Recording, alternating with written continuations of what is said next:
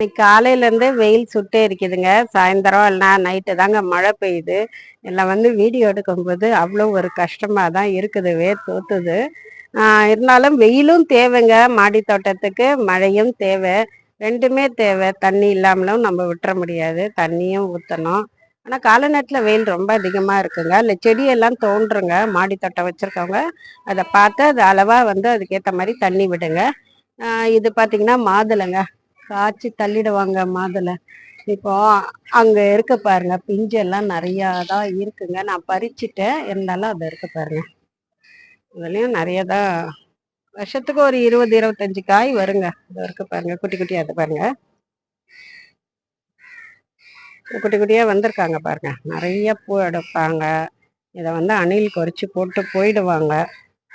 இருந்தாலும் ஒரு 25-30 மாதுளை எனக்கு கிடைக்குங்க. குட்டி செடியா தாங்க இது வாங்கி வச்சேன்.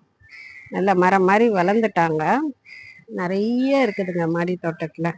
மாதுளை, கரும்பு எல்லாமே இருக்காங்க. இது நெல்லிங்க. அருநெல்லி அப்படின்வாங்கல்ல, நிறைய காய்க்குங்க.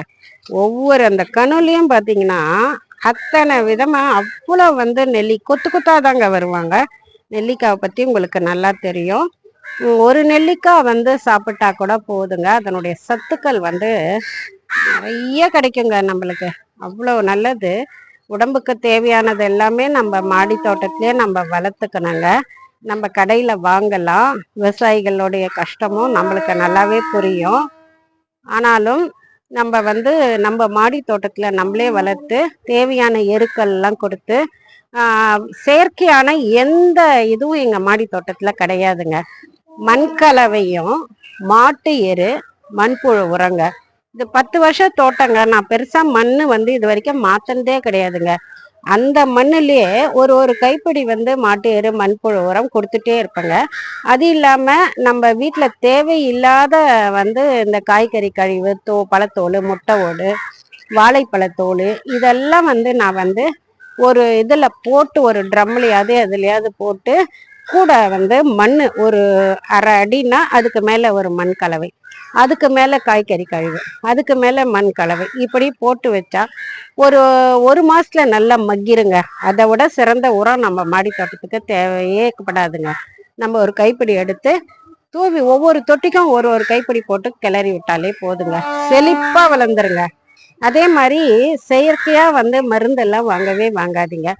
இப்போ நம்ம மாடி தோட்டத்துக்கு தேவை அப்படின்னு பார்த்தீங்கன்னாக்கா, வெறும் உங்களுக்கு அந்த 3G, அதாவது மிளகாய், இஞ்சி, பூண்டு அரைச்சி வடிகட்டி அதுவும் காலை மாலையில மட்டும் ஊத்துங்க. அதுவும் ஒரு 10 mlனா ஒரு லிட்டர் தண்ணி. அதிகப்படி கொடுத்தீங்கன்னா இலையெல்லாம் கருகி பட்டு போயிடுங்க. கலந்து அதை அடிச்சு விடுங்க. ஒரு மாசத்துக்கு ஒரு தடவை கடலை புண்ணாக்கு, வேப்பம் புண்ணாக்க கரைசல்ல அதையும் எப்படி செய்யறதுன்னு செய்முறை சொல்லித்தரேன். அதை வச்சே வளருங்க. நீங்க அதிகமான உரங்கள் கொடுக்காதீங்க. அதே மாதிரி நிறைய பேர் சொல்லுவாங்க, இந்த உரம் கொடுங்க, அந்த உரம் கொடுங்கன்னு. தொடர்ந்து உரம் கொடுத்துட்டு அப்படி அதிகமா கொடுக்கும்போது கண்டிப்பா மண்ணினுடைய வளம் கெட்டு போயிடுங்க. அதே மாதிரி செடி கொடிகள்லாம் இந்த அளவுக்கு வரவே வராதுங்க.